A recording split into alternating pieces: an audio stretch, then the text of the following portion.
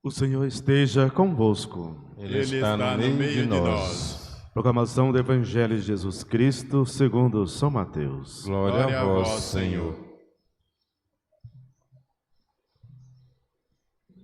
Naquele tempo disse Jesus a seus discípulos: Não penseis que vim abolir a lei e os profetas. Não vim para abolir, mas para dar-lhes pleno cumprimento.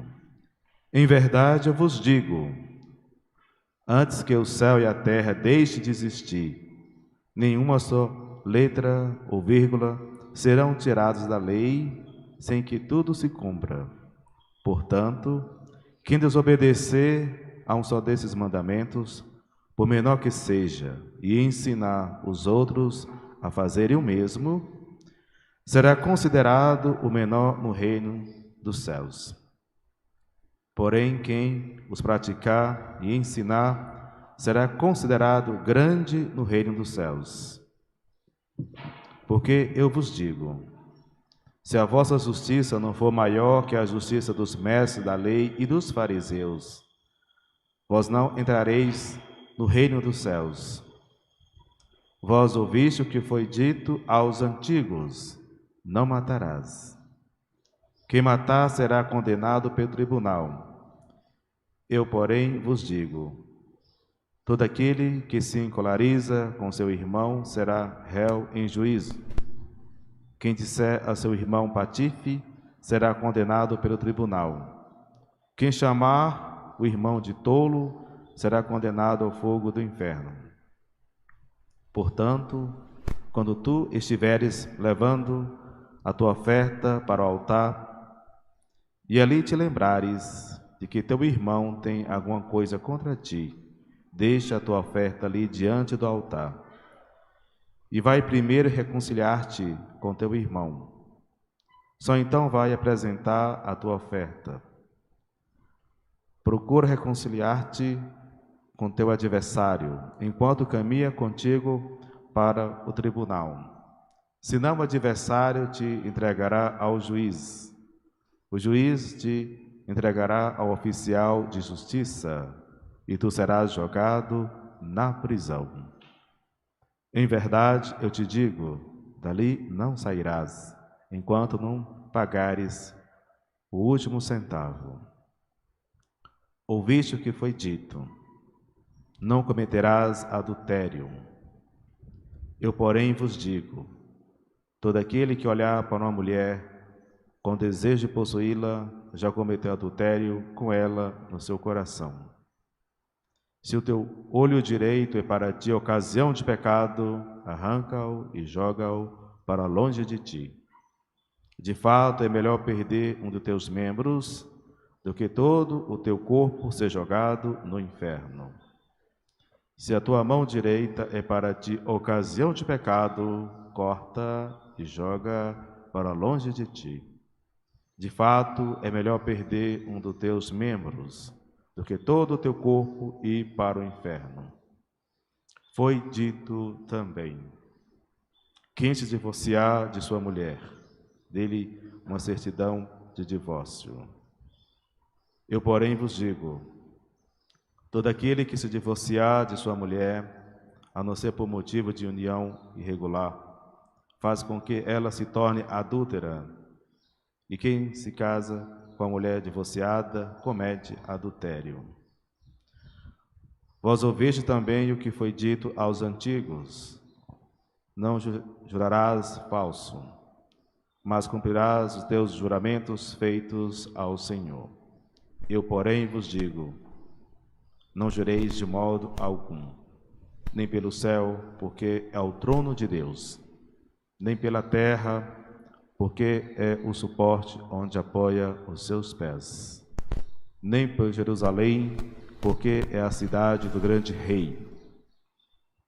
Não jures tampouco pela tua cabeça, porque tu não podes tornar branco ou preto um só fio de cabelo. Seja o vosso sim, sim, e o vosso não, não. Tudo que for além disso vem do maligno. Palavra da salvação. Glória a vós, Senhor.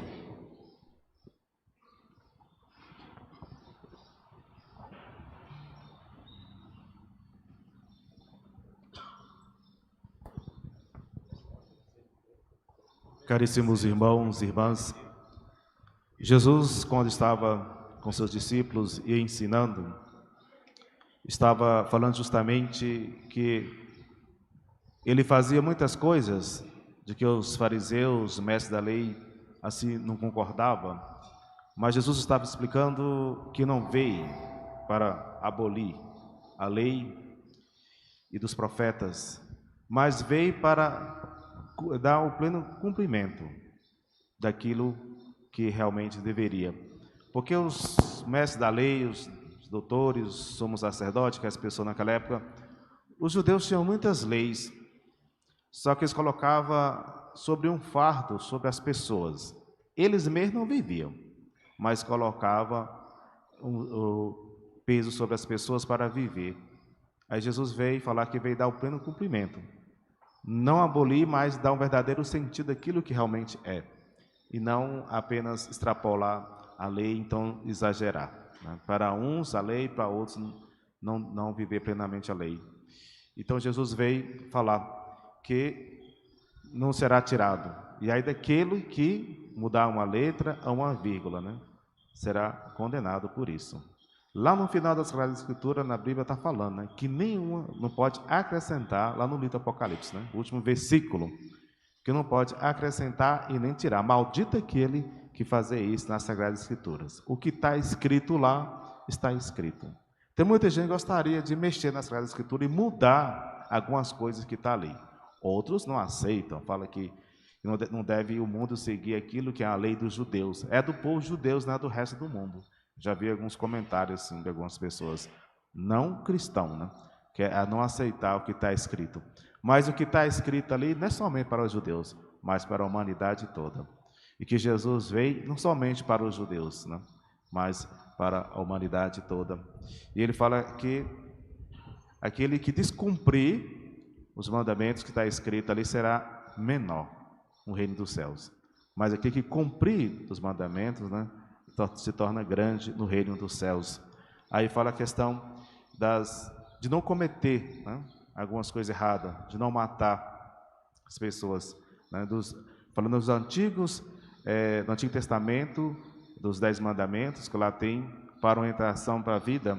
Aí fala de não xingar também as pessoas. Às vezes as pessoas usam as palavras dentro do ambiente da casa, umas palavras amaldiçoadas, chamando a família, os filhos, umas palavras que não devem ser ditas dentro do lar. E mesmo em lugar nenhum. A gente tem que saber usar expressões corretas. Às vezes pessoas usam de palavrões, algumas palavras ofensivas, assim, achando que ele age com uma maior naturalidade. E não deve, né, usar. Tem certas palavras que devemos evitar ou nunca dizê-las, né?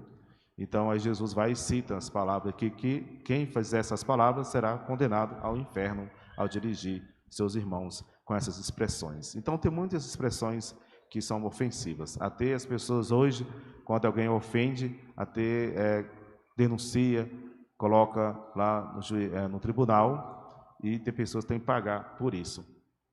Até que Jesus fala, se for ao tribunal com alguém, reconcilia primeiro, né, com a pessoa, ao chegar ao ponto de ter uma ofensa antes de a pessoa chegar a denunciá-la. Se você vai fazer uma oferta, mas seu coração não está bem, como vir na igreja e você vai ofertar, vai participar da comunhão, mas está pesando alguma coisa na sua consciência, com seu irmão, com alguém que você tem alguma desavença e está sabendo que aquilo pesa, que alguma coisa aconteceu. Ou você fez, ou outra pessoa também te fez também.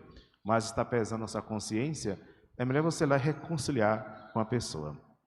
Porque às vezes, quando a pessoa quando alguém faz alguma coisa e você está com um sentimento no seu coração, ali de tristeza, de revolta, de mágoa, e não quer perdoar outra pessoa, talvez até outra pessoa que errou vem te pedir o perdão e não dá. Né?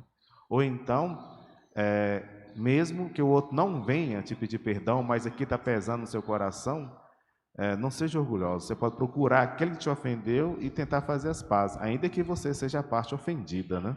Mas quando se faz isso, o perdão, isso serve mais de cura para você do que o outro. O perdão que é dado é mais para a pessoa. Você está tirando aquele peso, tirando aquele ressentimento, aquilo ruim que está dentro de você. Aquilo que vai ali, como uma coisa que você coloca lá e começa a estragar, né? Quando o tempo passa, vai passando, aquilo melhora. Então, vem a cura a partir daquilo que você perdoa, tira qualquer ressentimento do coração. Se você é o que fez, o primeiro passo que você deve dar é você. Se você for a parte que ofendeu o outro, é você que deve ir. Também, se você for a parte ofendida e acha que e você sabe que precisa dar o perdão, você também seja aquele que dá o primeiro passo também para reconciliar. E depois Jesus continua dizendo que às vezes tem partes, né, que não levam a pecar. O olhar, né? As mãos que pegam aquilo que não pertence. Quando Jesus fala, se o teu olho leva a pecar, você o corta, né? Ou seja, não é arrancar o teu olho, né, fisicamente e lançar fora, mas é cortar fora aquilo que é ocasião de levar a pecar. O que vê com os olhos e deseja aquilo que não deveria. Então, é cortar os vícios das coisas erradas. Assim, quando ele fala da mão também, que leva a pecar, né? Que pega aquilo que não pertence, não vai cortar a mão. No Oriente tem essa cultura de quando a pessoa é ladrão, que eles cortam a mão da pessoa, a mão esquerda. Aí se rouba de novo, corta a mão direita.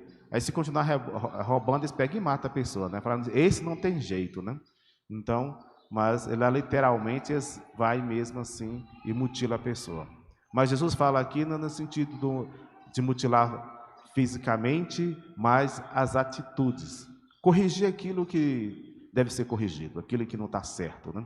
Então, assim quando ele fala que ao olhar para uma pessoa, não é só o homem que olha para a mulher que comete adultério, mas a mulher olhar para outro homem também casado, né? E desejar. Ali no coração já cometeu adultério, porque já ficou pensando alguma coisa, né? Então, quando deseja uma coisa que não deve, né? Então, já está cometendo alguma coisa errada. Então, que ao olhar e ver, renuncia, né? Aquilo para que não venha assim estar em pecado e perder a oportunidade de herdar o reino dos céus. E Jesus fala também que divorcia da sua mulher e ela casa com outro, comete adultério. Olha o que acontece na igreja. A pessoa casa no religioso, casa no civil.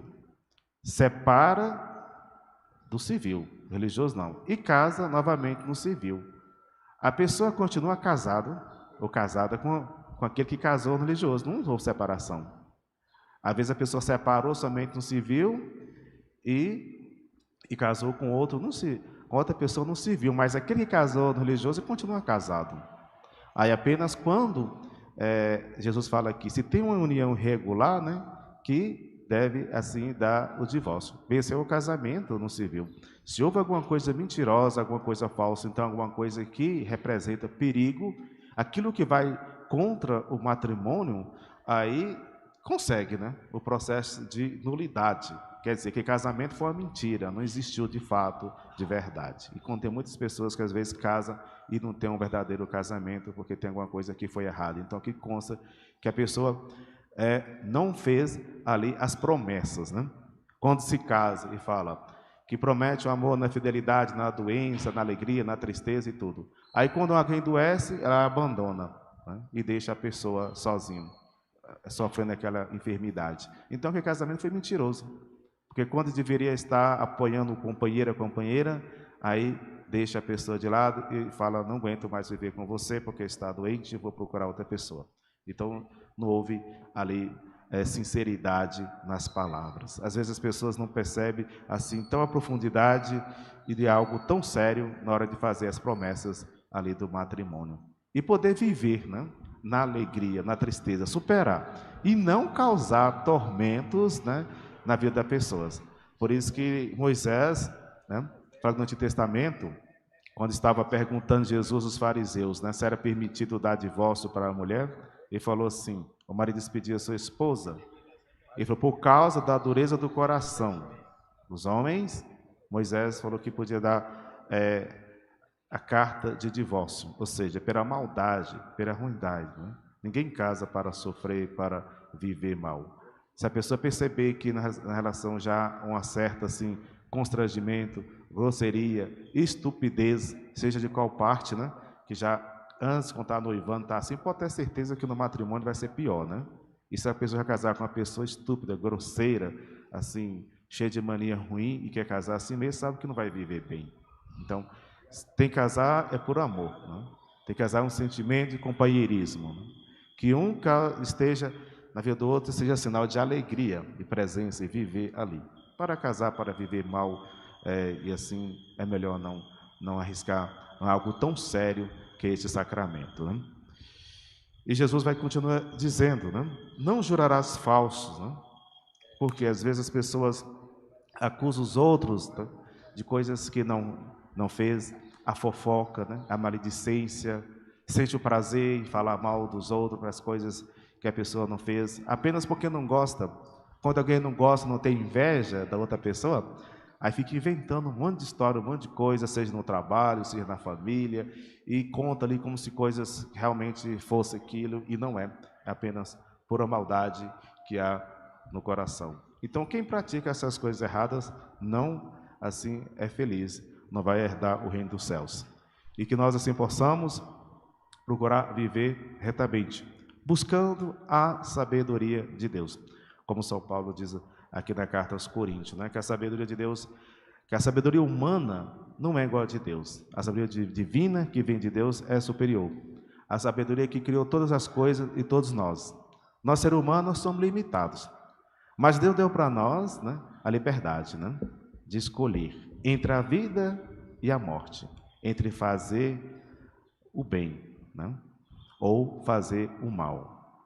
Mas Deus deu a liberdade para a pessoa escolher. E por isso que nascem pessoas no mundo também, pessoas boas e pessoas ruins. Mas entre praticar as coisas certas e erradas, a liberdade está na pessoa. Não que Deus queira que as pessoas pratiquem a maldade, mas o ser humano que às vezes inclinado à maldade, pratica a maldade. Mas que nós buscamos sempre fazer o bem. Porque quando Deus criou as coisas e também surgiu o mal no meio do bem, então a humanidade também foi contaminada com isso. Por isso, numa família nascem pessoas assim, pessoas que são boas de convivência com os outros, mas no meio ele nasce uma pessoa diferente de todos aqueles, né, que tem um comportamento totalmente avesso do bem. E fala, mas por que surgiu? Porque às vezes já é de nascença, né? Aquilo que nasce ruim, às vezes não vai tornar bom. E aquilo que é bom também não torna ruim. Somente se a pessoa já tem aquilo.